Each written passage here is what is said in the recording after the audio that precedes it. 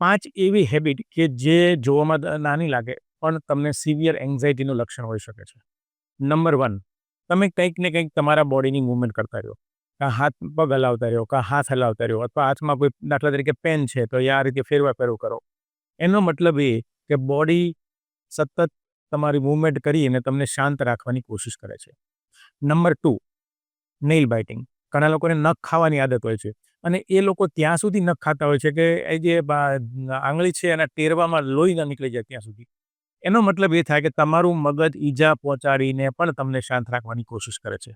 Number 3, નાનો અવાજ પણ તમને ડિસ્ટર્બ કરી દે અને ઝબકીને જાગી જાઓ. દાખલા તરીકે કોઈ તમારા દરવાજામાં નોક કરે છે કે કોઈ તમારા ફોનની રિંગ વાગે છે, તો અચાનક તમે બી જાઓ છો.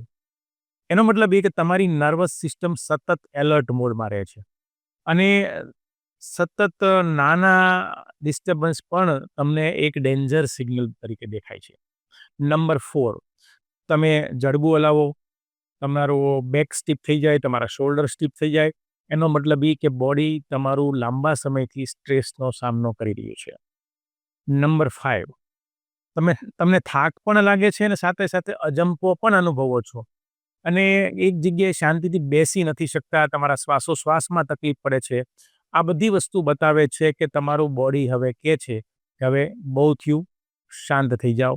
આ બધા એન્ઝાયટીના લક્ષણો છે. સાયકિયાટ્રિસ્ટનો જરૂર પડે તો સંપર્ક કરો.